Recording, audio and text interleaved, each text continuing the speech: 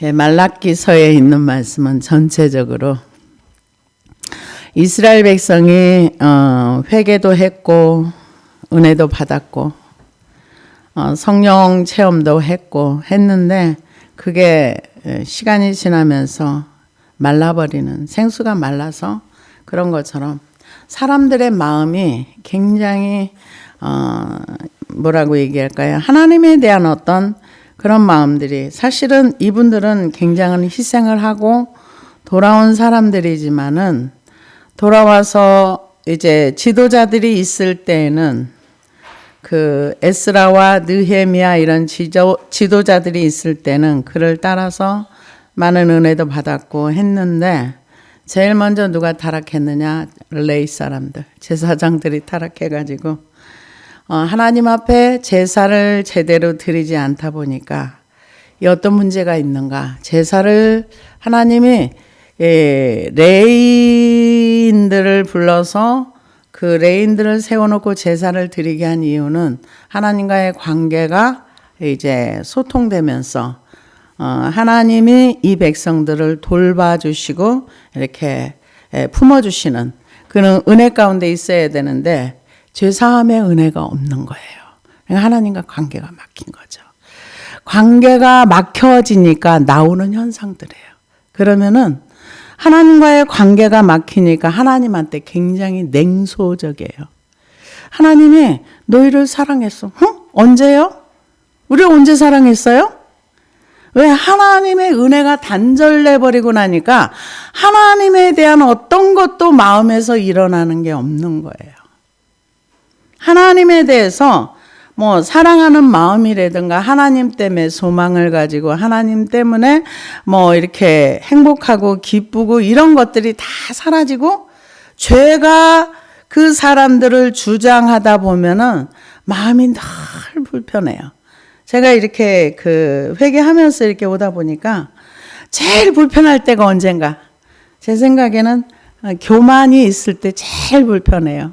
그럼 뭐든지 못마땅하고 뭐든지 불편하고 뭐든지 신기가 뭔가 이렇게 편치가 않아.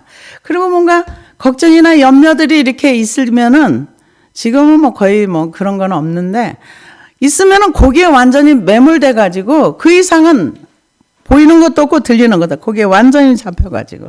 근데 이분들이 지금 제사가 하나님과의 관계가 막혀지고 나니까 그분으로부터 오는 죄사함의 은혜로 평안과 기쁨과 이런 소망이 아예 사라지고, 그러고 나서 이제 본능대로 사는 거죠. 그래서 하나님이 이제 너네들이 나한테 드리는 제사 바르지 않아. 차라리 성전문을 닫았으면 좋겠어. 그 앞장선 게 누구냐? 레인들이야. 그러면서 눈먼 거 병든 거 너네 총독한테 드려봐. 총독이 그거 받겠니? 그러면서 하나님이 이 선지자를 통해서 야단하시고 나서, 그러고 나서 내가 너희 레위 사람들 그냥 다 얼굴에 똥을 발라서 너희 치워버릴 거야. 이러면서 제사장들을 향해서 야단을 쳤습니다. 그런데 제사장들이 하나님한테 그 똥을 발라, 희생의 똥을 발라서 내가 너희를 제해버릴 거야. 그러나 하나님을 마음에 두지 않고 말씀을, 하나님과의 관계성이 전혀 없는데 형식적인 제사만 드리는 거. 그럼 난 필요 없어. 하나님이 우리에게 원하는 거는 우리의 마음입니다. 하나님과의 관계입니다. 하나님이 우리를 부르셨을 때 우리가 대답할 수 있는 사람. 근데 관계가 막혀 있고 닫혀 있으니까 불러도 대답을 안 하는 거죠. 하나님이 불러도 대답 안 하고 자기 마음대로 이제 하나님을 섬기고. 왜? 언약의 백성이니까 제사는 드리잖아요. 제사를 지금 이분들이 안 드린 게 아니에요. 제사를 드리긴 드리는데 재물에 문제가 있고, 재물에 문제가 있는 거는 그 사람의 사상과 그 사람의 하나님을 대하는 태도와 자세의 문제인 거죠. 그래서 이 장에서도 너희가 듣지 않고 마음에 두지 않고, 이게 뭐야? 하나님의 말씀. 하나님한테 전혀 무관심하면서 와서 제사만 드렸다는 거예요. 그럼 내가 너네들 그냥 얼굴에 똥 발라서 저기 똥 버리듯이 저쪽에 버려버릴 거야. 근데 우리는 어떻게 한 번 구원은 영원한 거니까는 우리가 잘못했다고 절대로 하나님이 우리를 버리지 않아. 근데 이제 그렇게 말씀을 듣고 회개하고 돌이키면 뭐 당연하죠. 하나님 버리진 않죠. 근데 돌이키지 않고 끝까지 거기에서 하나님을 대적한다면 그 문제가 있는 거죠. 그래서 오늘 14절에는 10절부터는 또 이제 그런 얘기를 합니다. 선지자를 통해서 우리는 한 아버지를 가지지 아니하였느냐 이렇게 얘기를 하니까 저는 자유주의 신학자들이 그렇게 하는 줄은 몰랐는데 이렇게 말을 한답니다. 자유주의 신학자들이 우리는 한 아버지를 가졌다는 것은 인류가 모두 한 아버지, 하나님을 아버지라고 한다. 근데 그거는 아니에요. 여기선 한 아버지를 가지지 아니하였느냐 이거는 한 하나님께서 지으신 바가 아니냐. 어찌하여 우리가 각 사람이 자기 형제에게 거짓을 행하여. 이게 유대인들을 향해서 얘기하는 거예요. 아브라함의 후손들, 선택된 백성들에게 한 아버지의 후손으로서 이렇게 나왔는데 너희가 왜 삶을 얘기하는 거예요. 삶에서 이렇게 살아. 이렇게 살면 안 돼. 이걸 얘기하는 거예요. 그래서 우리는 타락했기 때문에 우리 아비는 마귀예요. 예수님이 직접 하신 말씀이에요. 뭐라고 얘기했습니까? 예수님께서 너희 아비는 마귀니 너희가 너희 아비의 행사를 따라 행하는도다. 그러면서 너희 아비 거짓이라 그랬어요. 사탄이라고 했어요. 분명히 예수님이 얘기해요. 근데 여기서는 한 아버지를 가지지 아니야. 하나님 아버지를 모시고 사는 언약의 백성으로서 이걸 얘기하는 거예요. 하나님의 약속 안에 있는 사람들, 그런 사람들을 얘기하는 거지. 세상 사람들. 그래서 좀 가만히 자유주의 신학자들이 그런 것을 강조한다고 하길래 그러면 우리의 육체의 삶이 한 아버지면 다 아버지 집에 가야죠. 그럼 지옥을 왜 갑니까? 그러니까 지옥이 없다는 말이 나올 수도 있어요. 그렇게 사랑이 많으신 아버지가 왜 지옥을 만들어 놨겠어? 그런 일은 없지. 그러면서 지옥이 없다고 말을 하시는 분들도 있습니다. 그러나 성경은 분명히 지옥이 있다고 얘기를 합니다. 그래서 하나님께서 지으신 바가 아니냐. 어찌하여 각 사람이 자기 형제에게 거짓을 행하여 우리 조상들의 언약을 욕되게 하느냐. 지금 하나님과의 관계도 막혀 있어요. 왜? 잘못된 제사를 드리고 하나님의 말씀을 마음으로 받지 않고 마음으로 하나님을 믿지 않기 때문에. 그래서 우리의 마음이 내가 지금 하나님을 믿는 쪽으로 가고 말씀을 안에 내 마음에 두고 말씀을 따라가는 방향 전환이 됐는가? 아니면 내가 옛날에 살던 방식대로 살고 있는가? 자신을 늘 돌아봐야 돼요. 내가 하나님을 향해서 하나님의 말씀을 마음에 두고 저는 옛날에요. 부끄러운 얘기지만은 산에서 그 많은 시간을 기도하면서 말씀을 붙들고 기도하면서 내 자신이 이 말씀을 내 삶 속에서 순종하고 내가 이 말씀을 따라가야지 이런 걸 몰랐어요. 그냥 기도했어요. 그러니까 고생만 허벌나게 한 거죠. 그러니까 하나님께서 저를 불쌍히 여겨주셔서 이렇게 이끌어 오신 것 같아요. 근데 우리는 우리의 생활 속에서 하나님의 말씀을 순종하는 삶을 살아야 하나님과 동행이 이루어지는 거예요. 근데 지금 말라기 이 당대의 사람들은 생활은 겉으로 보기에는 언약의 백성답게 살아요. 제사도 드리고 뭐도 하고 절기도 지키고 하는데 실제로는 생활 속에서 하나님이 없는 거예요. 그러니까 하나님께서 너희 제사장들아, 너희는 내 말이 여호와의 말씀이 네 마음에 없어. 너희들이 받아들이지 않아. 그러면서 제사만 드려. 똥으로 너희 얼굴을 발라버릴 거예요. 꺼져. 이런 말씀이라고 봐야 되겠다. 그러고 나서 이제 일반 시민들한테 하는 거예요. 조상들의 언약을 욕되게 하느냐? 왜 조상들의 언약이 나옵니까? 이분들은 아브라함을 통해서 언약의 백성인 거예요. 이분들이 지금 이 땅에 돌아온 것도 언약 때문에 돌아온 거예요. 근데 언약을 욕되게 한다 이렇게 얘기를 해요.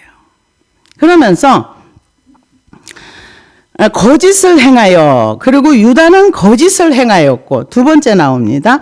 이스라엘과 예루살렘 중에서 가증한 일을 행하였으며 유다는 여호와께서 사랑하시는 그 성결을 욕되게 하여 이방 신의 딸과 결혼하였으니, 이 지금 거짓을 행하고 거짓을 행하였고 욕되게 했다. 성결을 욕되게 했다. 구멍을 냈다. 오물이 들어온다. 여호와의 성결을 구멍을 내서 더러운 것이 들어오게 했다. 여기에 보면은 우리가 이 성경을 왜곡하면은 이럴 수가 있어요. 그러면은 안 믿는 사람과 이방 사람과 결혼하면 안 되는가? 여기서는 그걸 얘기하는 게 아닙니다. 여기는 이방 신의 딸이라 그랬어요. 안 믿는 사람이 아니라 이방 신전의 딸을 데려다가 유대인 본처 아내를 버리고 그 신의 딸을 데려서 살고 있다는 거예요. 그것을 지금, 그런데 이것이 거짓됐다 이렇게 얘기를 하는 거예요. 근데 성경에서 이걸 금하고 있어요. 뭘 금하고 있느냐? 다른 유대인 아닌 사람들과 결혼하지 말라 그랬어요. 신명기 7장 3절에 보니까 또 그들과 혼인하지 말지니 내 딸들을 그들의 아들들에게 주지 말 것이요 그들의 딸도 내 며느리로 삼지 말 것은 그가 내 아들을 유혹하여 그가 여호와를 떠나고 다른 신들을 섬기게 함으로 여호와께서 너희에게 진노하사 갑자기 너희를 멸하실 것임이라. 이방 신들의 딸을 아예 데려오지 말라고 율법으로 정해놨어요. 그런데 이 일을 행해서 성결을 욕되게 했다. 구멍을 뚫었다. 이방 더러운 것들이 들어와서 결국은 이스라엘이 망하게 됐다. 그 얘기를 하는 겁니다. 그래서 출애굽기 34장 14절에도 보니까 너는 다른 신에게 절하지 말라. 여호와는 질투라 이름하는 질투의 하나님이라. 너는 산과 그 땅의 주민과 언약을 세우지 말지니 이는 그들이 모든 신을 음란하게 섬기며 그들의 신들에게 제물을 드리고 너를 청하면 내가 그 제물을 먹을까 하며 또 내가 그들의 딸들을 내 아들들의 아내로 삼음으로 그들의 딸들이 그들의 신들을 음란하게 섬기며 내 아들들에게 그들의 신들을 음란하게 섬기게 할까 함이니라. 요즘요, 어떤 목사님이 이런 얘기를 하더라고요. 자기가 그 교회가 큰 교회인가 봐요. 두 가지 기도 제목을 받는데요.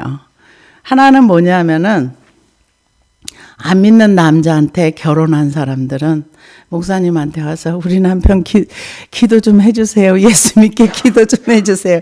믿는 그 자매가 안 믿는 남자를 이게 결혼을 하면은 싸워가면서 겨우겨우 자기 신앙을 유지하면서 그것도 이제 힘들면 포기하는 경우도 있지만 그래도 남편을 구원 좀 해달라고 좀 이렇게 기도를 하는데 또 그렇게 기도해달라고 부탁이 오고 또 권사님들이 와서 부탁을 한대요. 기도 부탁을. 무슨 기도 부탁을 하느냐.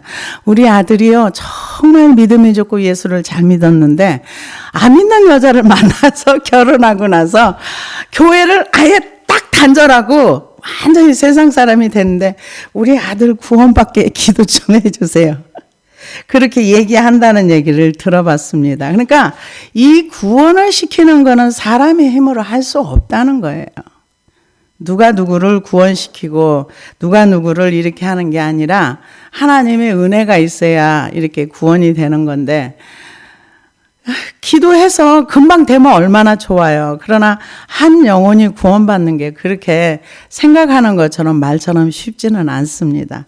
많은 기도와 눈물이 필요하고 여러 가지 이제 그런 게 필요하겠죠. 근데 지금 여기에서는 하나님이 뭐라 그러냐. 이방 신들의 딸과 결혼해서 조상들의 언약을 유혹되게 하고 유다는 거짓을 행하였고 이스라엘과 예루살렘 중에서 가증한 일. 이들이 하는 일들이 가증한 일이라는 거예요. 그러면서 가증한 일을 행하였으며 유다는 여호와께서 사랑하시고 그 성결을 욕되게 하여 이방신의 딸과 결혼하여 그러면 이방인들과 아직 결혼하지 말라는 얘기예요? 아닙니다. 이방인들 중에 다말이 있었고 라합이 있었고 모압이 있었어요. 그 룻이 있었어요. 그래서 그들은 하나님을 인정하고 이방인이지만 이 이스라엘 무리 속에 들어와서 살 때 하나님이 그들의 믿음, 그래서 하나님의 세계는 믿음이에요. 가짜 믿음 말고 진짜 믿음. 그래서 이 믿음 때문에 하나님께서 다 족보에 들어갔어요. 그 유다의 그 며느리 다말도 족보에 들어갔고 세 여자들이 다 들어갔어요. 이방인이잖아요. 그럼에도 불구하고 여기서는 지금 이방 신의 딸과 결혼했다고 이 욕되게 했다 이렇게 얘기를 하는 거예요. 그 이유는 뭐냐? 성결을 욕되게 하여 이방 신의 딸과 결혼하였으니 이 일을 행하는 사람에게 속한 자는 깨는 자나 응답하는 자는 물론이요 만군의 여호와께 제사를 드리는 자도 여호와께서 야곱의 장막 가운데 끊어버리시리라. 이방 신의 딸과 결혼했다고 끊어버리겠대요. 그 이유는 뭐냐? 이유를 설명해 줍니다. 너희가 이런 일도 행하나니 곧 눈물과 울음과 탄식으로 여호와의 제단을 가리게 하는도다. 그러므로 여호와께서 다시는 너희의 봉헌물을 돌아보지도 아니하시며 그것을 너희 손에서 기꺼이 받지도 아니하시거늘. 하나님이 봉헌물도 안 받고 그 일상의 저희 가운데 끊어버리겠다. 그러니까는 없어지게 하겠다는, 끊어버리겠다는 거, 없어지게 하겠다. 그러면서 너네들이 가져오는 봉헌물 나 안 받아. 그 이유는 뭐냐? 너네들이 이 본처, 이혼을 하면서 다른 이방신의 딸과 결혼하면서 그 본처를 억울하게 한 거를 내가 그걸 기억하고 있어. 그러니까 우리가 이 남을 억울하게 하는 거 굉장히 이게 중요하게 생각해. 남에게 피해 주면 안 돼요. 그러니까 이 유다인들이 사회적으로도 남한테 피해 주면 안 되는 거고 집 안에서도 폭군이나 폭력군으로 살면 안 되는 거예요. 왜? 그 억울한 눈물이 하나님이 보신다는 거예요. 근데 사람들이 이런 걸 모르는 거예요. 하나님이 어떤 하나님이라는 걸 모르기 때문에 내 마음대로 살고 남한테 억울하게 하고 남을 불편하게 하는 거예요. 그래서 이 말씀은 이사야에도 있는 말씀이에요. 너희 소돔에 관한들아 여호와의 말씀을 들을지어다. 너희 고모라의 백성아 너희 우리 하나님의 법에 귀를 기울여. 여기 소돔의 백성들아, 예, 소돔에 관한들아, 고모라의 백성들아. 이거는 너희가 성적으로 이만큼 타락했어 이 얘기예요. 믿는 사람은 언약이 있다고 타락을 안 하는 게 아니라는 거예요. 언약 백성이라 할지라도 얼마든지 우리는 죄에 취약한 사람이 될 수 있다는 거예요. 그러면서 법에 귀를 기울이라는 거죠. 이건 들으려고 안 하면 안 들리는 거예요. 하나님의 말씀의 법에 귀를 기울일. 여호와께서 말씀하시되 너희 무수한 재물이 내게 무엇이 유익하뇨. 나는 순양의 번제와 살진 짐승의 기름에 배불렀고 나는 수송아지나 어린 양이나 순염소의 피를 기뻐하지 아니하노라. 너희가 내 앞에 보이러 온 이것을 누가 너희에게 요구하여 내 마당만 밟을 뿐이나 헛된 재물을 다시 가져오지 말라. 분양은 내가 가증히 여기는 바요 월삭과 안식일과 대로 모이는 것도 그러하니 성회와 아울러 악을 행하는 것을 내가 견디지 못하겠노라. 내 마음이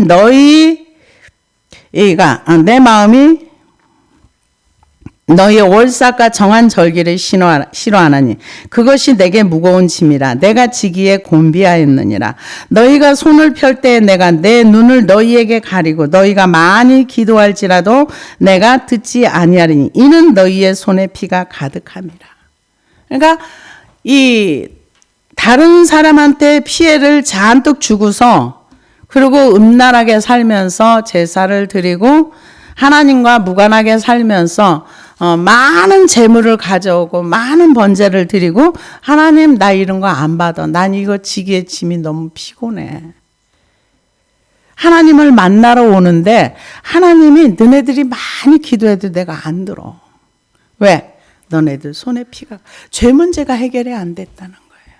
그런데 왜 우리는 죄에 대해서 이렇게 관심이 없을까요?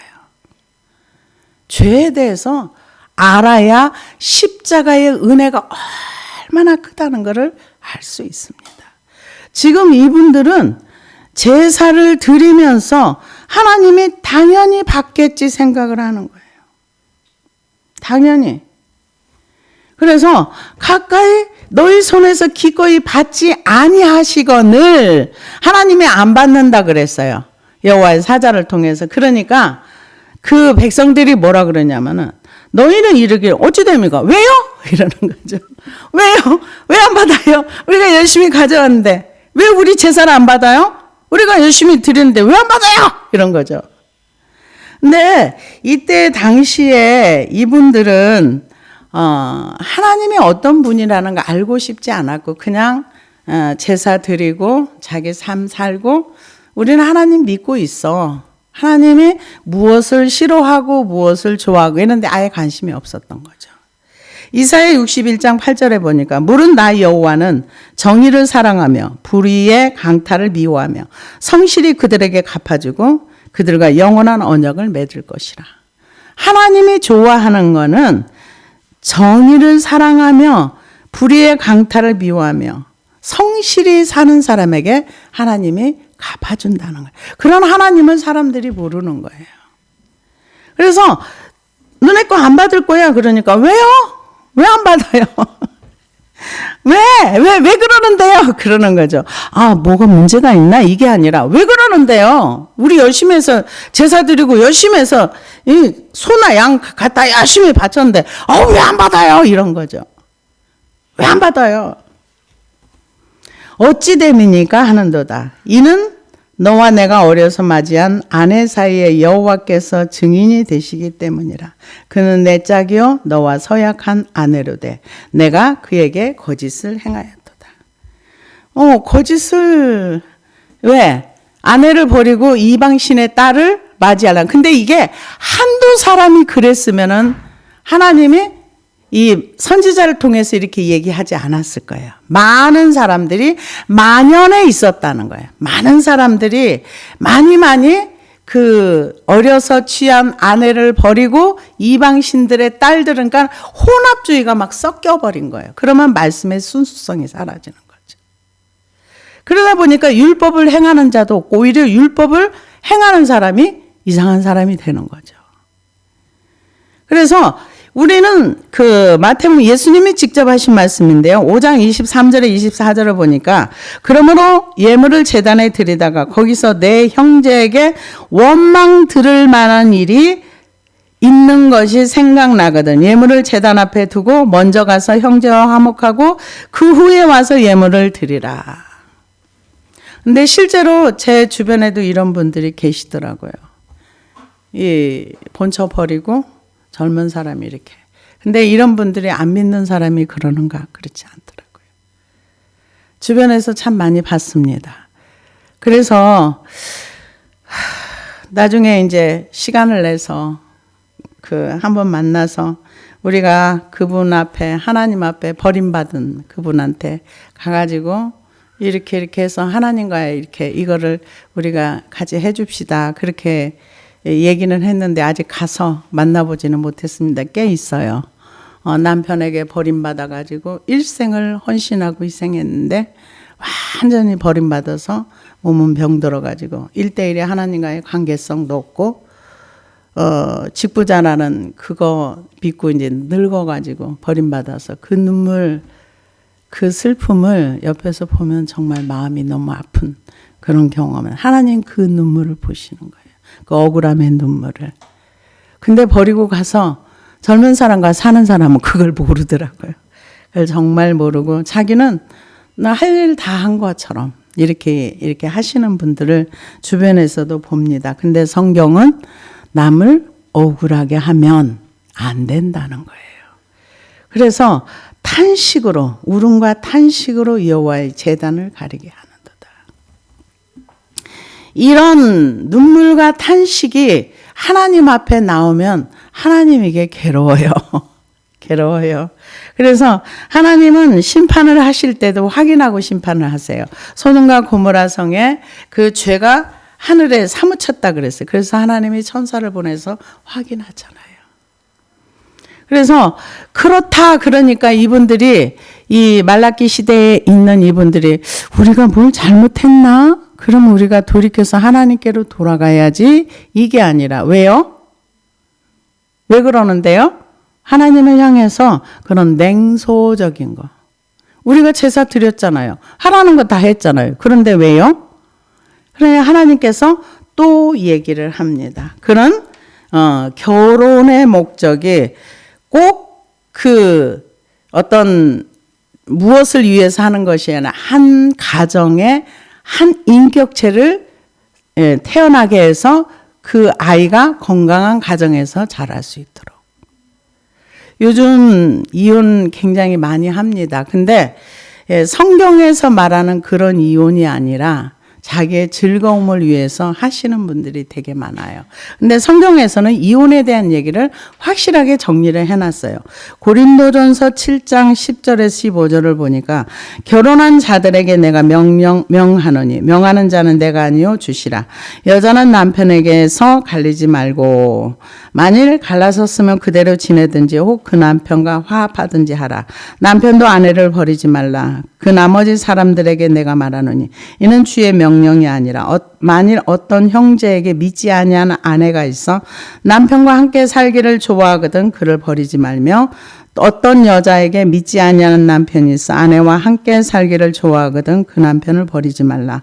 믿지 아니하는 남편이 아내로 말미암아 거룩하게 되고 믿지 아니하는 아내가 남편으로 말미암아 거룩하게 되나니 그렇지 아니하면 너희 자녀도 깨끗하지 못하니라. 그러나 이제 거룩하니라. 혹 믿지 아니하는 자가 갈리거든 갈리게 하라. 형제나 자매나 이런 일에 구애될 것이 없느니라. 그러나 하나님은 화평 중에서 너희를 부르셨느니라. 남편이 안 믿어요. 근데 나하고 살기를 원해? 그럼 살아줘. 아내가 안 믿어. 근데 나는 별로 안 살고 싶은데 아내가 살기를 원해? 그럼 살아줘. 살아줘. 이 얘기예요. 근데 예수님께서는 뭐라고 얘기하셨는가? 마태복음 19장 5절에 보니까 말씀하시기를 그러므로 사람이 그 부모를 떠나서 아내와 합하여 그들의 한 몸을 될지니라 하신 것을 읽지 못하였느냐? 그런즉 이제 둘이 아니여 한 몸이니 그러므로 하나님이 짝지어 주신 것을 사람이 나누지 못할지니라 하시니 여짜오되 그러면 어찌하여 모세는 이혼 증서를 주어서 버리라 명하셨나이까? 예수께서 이르시되 모세가 너희 마음의 완악함 때문에 아내 버림을 허락하였거니와 본래는 그렇지 아니하니라. 내가 너희에게 말하노니 누구든지 음행한 이유 외에 아내를 버리고 다른데 장가 드는 자는 간음함이니라. 근데 요즘은 이런 게 없더라고요. 이런 게 없이 그냥 자기가 좋아하는 사람이 있으면 가정 두고도 이렇게 떠나가기도 하고. 이런 경우는 본인은 좋아서 가겠지만 자녀한테는 어마무시한 상처가 됩니다. 인생이 다 무너지는 거예요. 그런 경우를 참 많이 봤어요. 이유 없이 집을 나가고 아무 문제가 없는데도 그런 경우들이 있어요. 근데 성경은 이렇게 우리에게 얘기해 주고 있습니다. 왜 가정이 온전해야 되는가? 자녀를 위해서. 자녀를 위해서. 그래서 나는 내 짝이여 너와 서역한 아내로다. 내가 그에게 거짓을 행하였도다. 그에게는 영이 충만하였으니 오직 하나를 만들지 아니하셨느냐? 어찌하여 하나만 만드셨느냐? 이는 경건한 자손을 얻고자 하심이라. 그러므로 내 심령을 삼가 지켜 어려서 맞이한 아내에게 거짓을 행하지 말지니라. 그러니까는 이 이스라엘 백성들이 이제 그 포로에서 돌아와서 이제 100년이 지나고 시간이 이 기간이 약 한 400년이 넘는 시간을 살았는데 에스라와 느헤미야가 초창기 때 와서 스룹베벨과 와서 있었지만은 그분들이 영원히 사는 게 아니잖아요. 그분은 가고 나니까 이분들의 삶이 이제 이렇게 이방 여인들을 얻기 위해서 젊어서 취한 아내들을 다 버리고 버림받은 아내들은 굉장히 그 슬픈 힘든 시간을 지내다 보니까 하나님이 그 눈물을 보시고 나서 너네들 왜 그러니? 그러지 마. 이스라엘 백성이 돌이키기를 원하시는 거죠. 그러면서 그런 말씀을 아내들에게 악하게 행하지 말아라. 그런 말씀을 순종하면서 심령을 삼가 지켜 어려서 맞이한 아내에게 거짓을 행하지 말지니라. 그러니까 젊어서 결혼했는데 나중에 좋은 여자가 나타났다 그래서 그걸 버리고 그 아내 눈에서 눈물 빼고 그리고 좋은 여자 따라가지 마. 그러지 말고 네 심령, 네가 그렇게 가려고 하는 마음을 지키라는 거예요. 무릇 그 어떤 것을 지키는 것보다 우리의 마음을 지키는 것이 중요하다는 거죠. 그래서 거짓을 행하지 말지니라. 이스라엘의 하나님 여호와께서 이르노니 나는 이혼하는 것과 옷으로 학대를 가리는 자를 미워하노라. 그러니까 학대가 너무 심해져서 그게 삶의 옷이 돼버리는 거. 그런 거 하지 말라는 거죠. 그래서 이혼하는 것도 싫어하지만 학대로 옷을 가리는 것을 미워하노라. 그러니까는 이게 학대로 옷을 가린다는 그 얘기는 남을 학대하는 죄가 굉장히 그 심하기 때문에 범하기 때문에 그 악이 마치 그의 옷을 가리고 있는 것처럼 전 인격적으로 사람을 학대한다는 거. 그러니까 이게 삶의 어떤 그냥 생활 습관이 돼버린 거. 이거 미워한다는 거죠. 그러니까 하나님은 우리가 사람을 존중해주고 존중받기를 원하세요. 하나님도 우리를 존중해 주세요. 그런 것처럼 가정에서도 남편이 아내를 존중하고 아내가 남편을 존중하고 자녀를 존중하고 하나님의 세계는 굉장히 인격적인 세계입니다. 그래서 이 하나님이 우리 피조물이라고 우리를 함부로 막 이렇게 그러시지 않더라고요. 그래서 우리가 뭘 몰라가지고 하나님 말씀을 순종을 못해도 기다려주시고 그리고 깨닫게 해주시고 몰라서 그랬던 것도 아버지 잘못했어요. 그러면 용서해 주시고.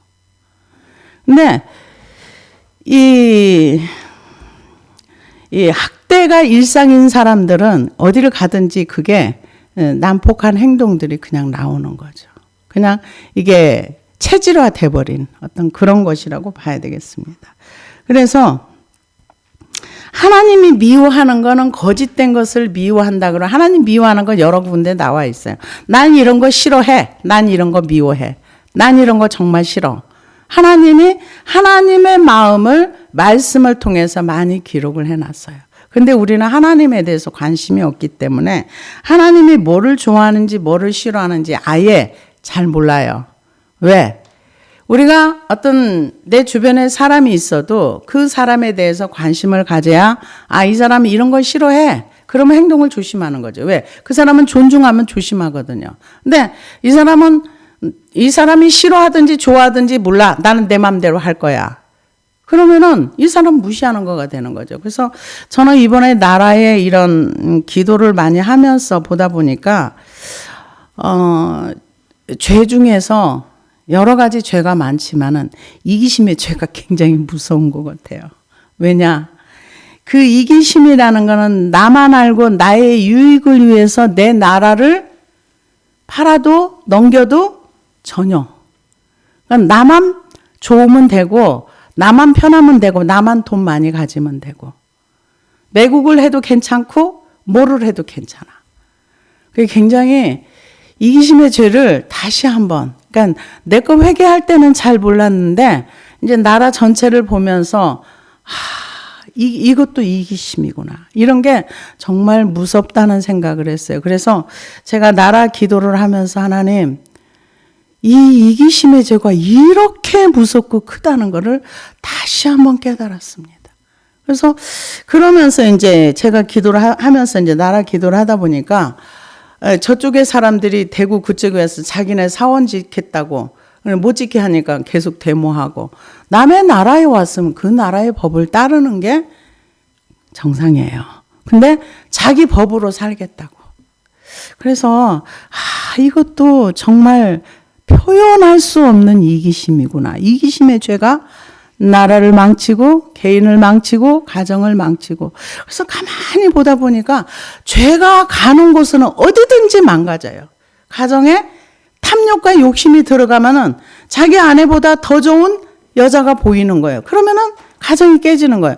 나라도 욕심이 들어가니까 나만 잘 살면 돼. 나만 어디서 돈 받아가지고 대충 눈 감아주고 이렇게 해서 하면 돼. 다 이기심에서 나온 거거든요. 그래서 와, 죄가 무섭긴 진짜 무섭다. 이 생각을 하면서 이제 나라의 이기심의 죄를 끌어안고 이제 회개하고 대속하고 이렇게 하는데, 하나님은 미워하는 게 뭐냐? 남을 억울하게 하는 거, 남한테 피해 주는 거. 그래서 행동을 조심해야 되는 거예요. 그래서 이 학대로 옷을 가리는 자를 미워하느라 만군의 여호와의 말이니라. 그러므로 너희 심령을 삼가 지켜 거짓을 행하지 말지. 내 마음을 지키라는 거예요. 어디로? 죄 짓는 대로 욕심으로 나가는 거를 지키라는 거예요. 내 마음대로 하고 싶은 거, 이 몸이요, 내가 먹을 것을 내 마음대로 먹으면 몸이 다 망가져요. 행동을 내 마음대로 해버리면은 주변의 사람들이 다 날아가요.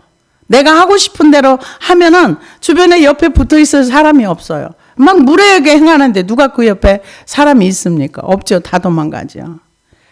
그래서 심령을 삼가 지켜 거짓을 행하지 말지니. 이건 삶을 얘기하는 거예요. 우리의 삶 속에서 내 행동을 조심해서 삼가 지켜 조심하라는 거죠. 그러면서 17절에 보니까 너희가 말로 여호와를 괴롭게 하고도 이르기를 우리가 어떻게 여호와를 괴롭혀 드렸나이까 하는도다. 이는 너희가 말하기를 모든 악을 행하는 자는 여호와의 눈에 좋게 보이며 그에게 기쁨이 된다 하며, 또 말하기를 정의의 하나님이 어디 계시냐 함이니라. 정의의 하나님, 하나님은 정의와 공의를 행하는 걸 기뻐한다 그랬는데 지금 이분들의 사회 속에는 정의가 사라진 거예요. 그러니까 정의 하나님이 어디 있어? 이러면서 이제 말로 답답한 얘기를 막 해대는. 근데 하나님 다 들으시잖아요. 듣고서 뭐라 그래요? 이제 여기에 대해 또 말씀을 해주세요. 이 말로 하나님을 괴롭게 하는 거는 다음에 이제 시간이 다 돼서요. 다음에 하겠습니다. 기도하시겠습니다.